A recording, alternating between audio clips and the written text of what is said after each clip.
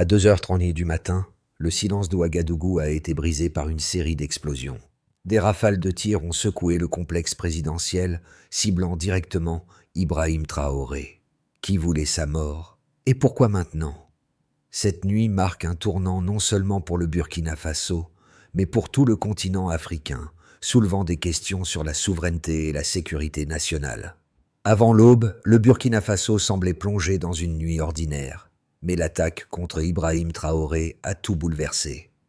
Pour les citoyens, comprendre ce qui s'est passé signifie savoir comment protéger leur sécurité et leur souveraineté.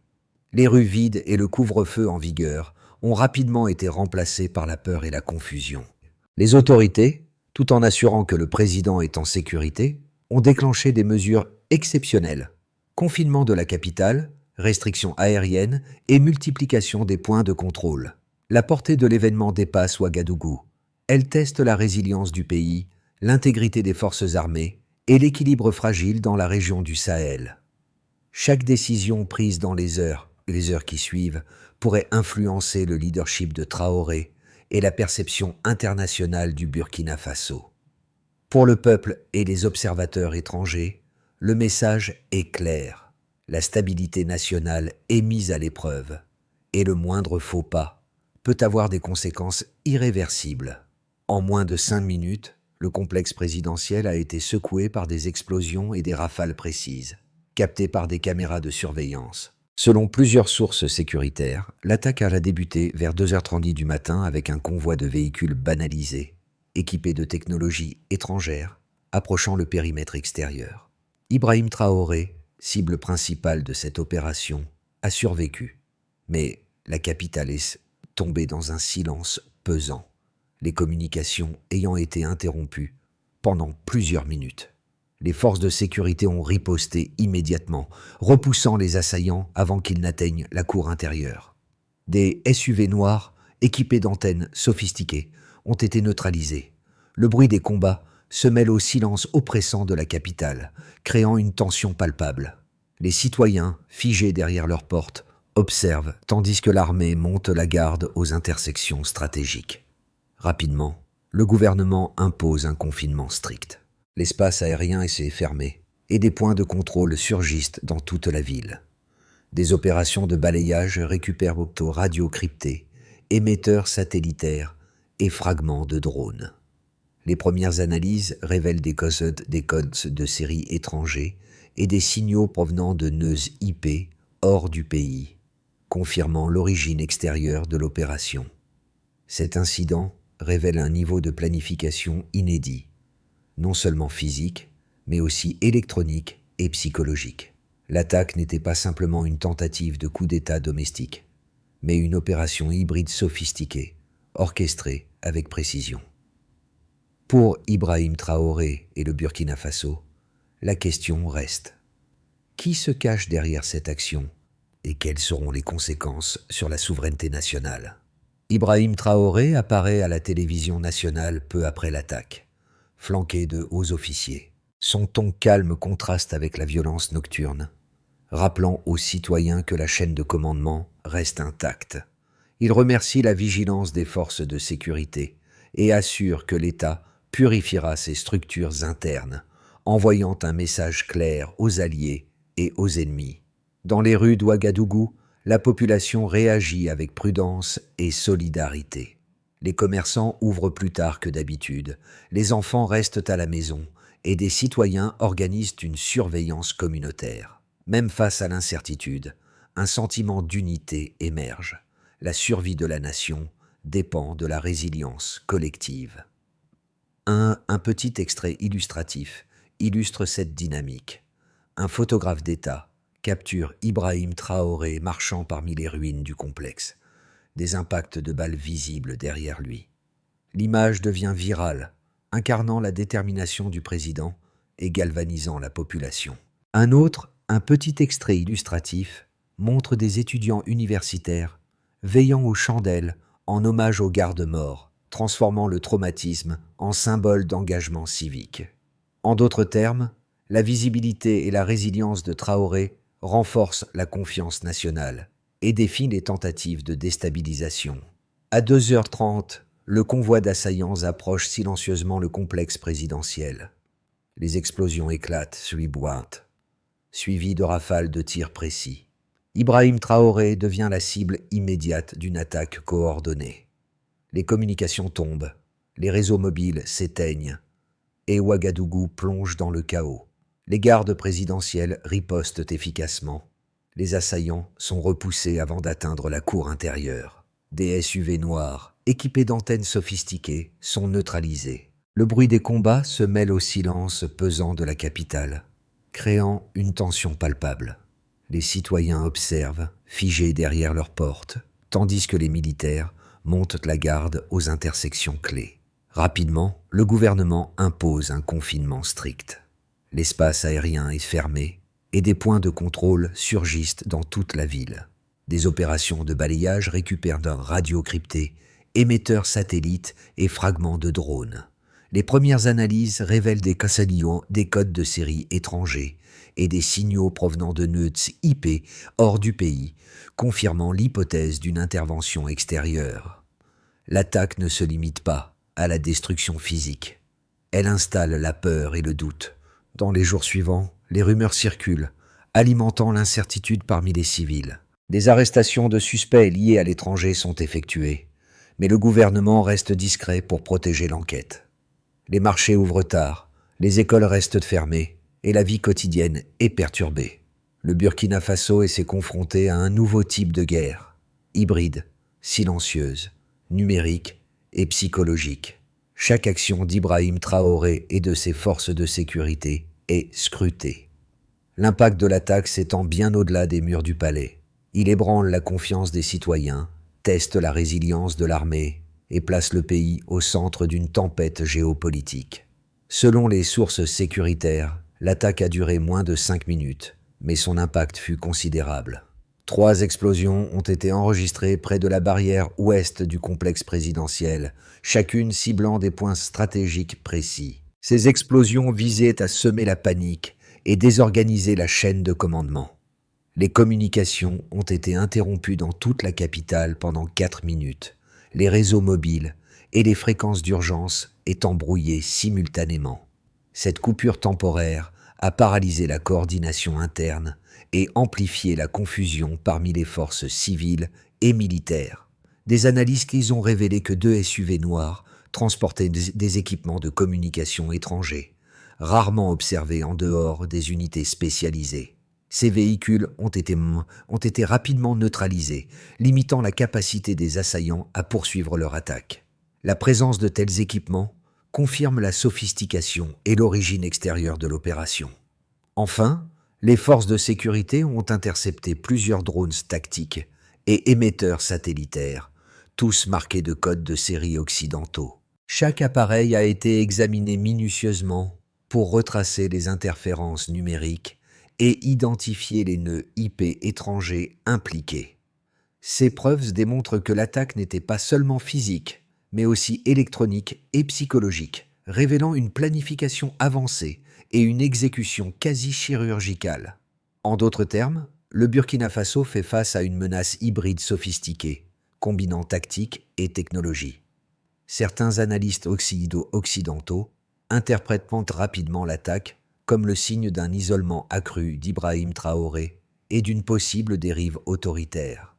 Selon eux, le renforcement du contrôle sur les ministères et la réaffectation de dizaines de fonctionnaires intermédiaires indiquent un usage stratégique de la peur pour consolider le pouvoir.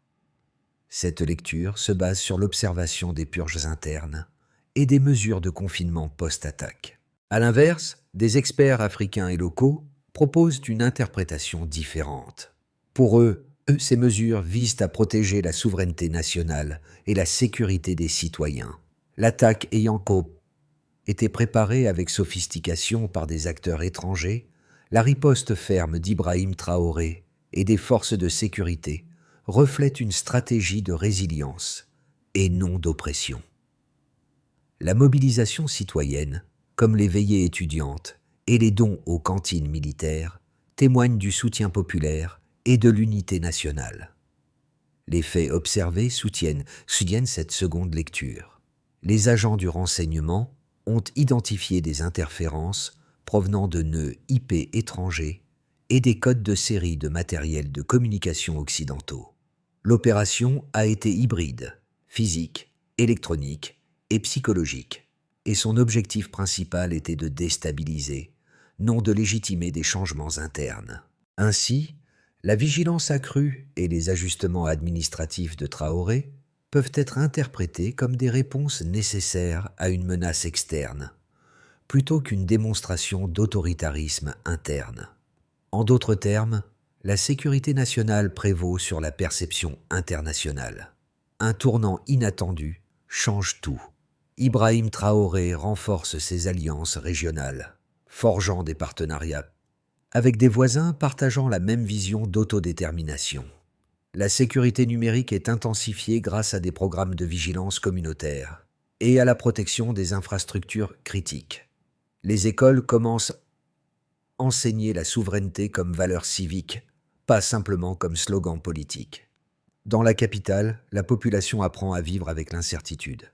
Les marchés et les intersections stratégiques restent surveillés, mais un esprit de résilience émerge. Les citoyens adaptent leur quotidien.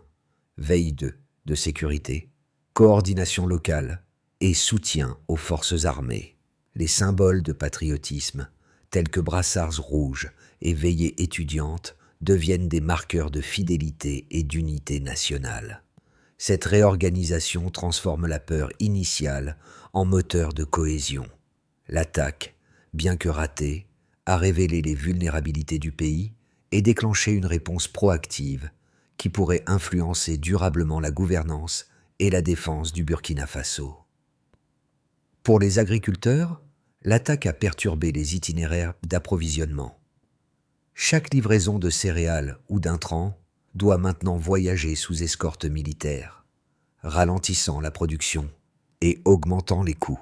Les coopératives locales ont signalé une augmentation de 15% des retards de distribution. Malgré ces obstacles, de nombreux cultivateurs participent au programme de soutien aux forces armées, renforçant la solidarité locale.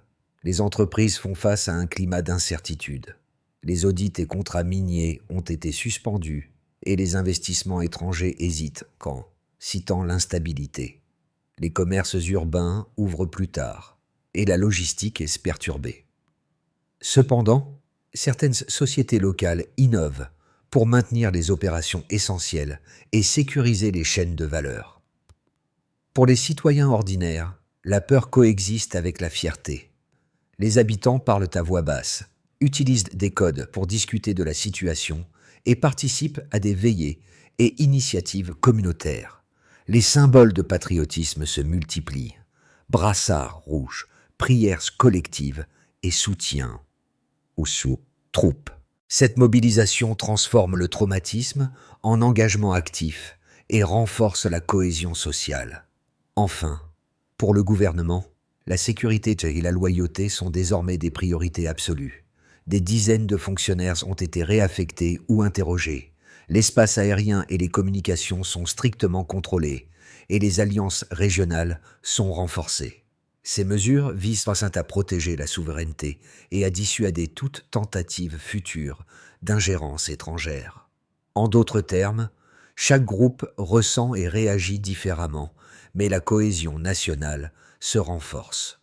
En résumé, la stabilité se maintient, mais la vigilance reste maximale. Ibrahim Traoré poursuit le renforcement de la sécurité interne et des alliances régionales. Les incidents mineurs sont neutralisés rapidement et la vie quotidienne reprend lentement son rythme, bien que les mesures de sécurité continuent d'alourdir les activités économiques et éducatives. En résumé, le pays transforme la crise en opportunité.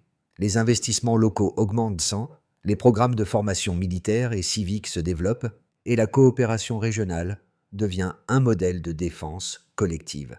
La résilience citoyenne croît et la souveraineté du Burkina Faso se consolide durablement.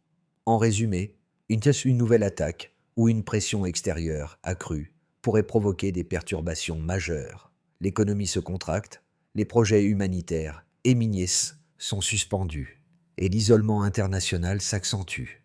La peur et le doute s'installent dans la population, menaçant la cohésion sociale et la confiance envers les autorités. En résumé, maintenir une analyse constante des menaces et renforcer les réseaux locaux de résilience civile et militaire. Une stratégie proactive permettra d'anticiper les scénarios négatifs et de capitaliser sur les opportunités pour sécuriser durablement le pays. Pour les étudiants et jeunes, l'exemple d'Ibrahim Traoré est devenu un modèle de courage et de leadership.